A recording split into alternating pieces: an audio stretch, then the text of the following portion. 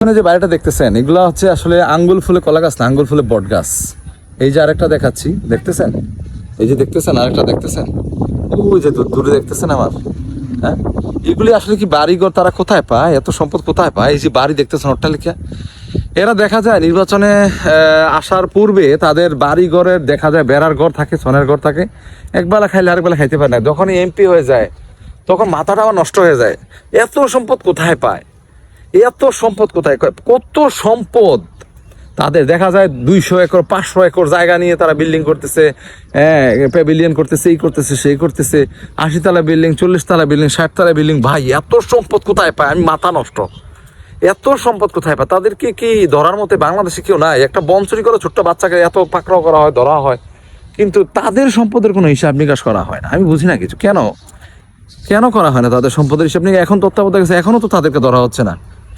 ভালো থাকেন, খুব কষ্ট লাগে।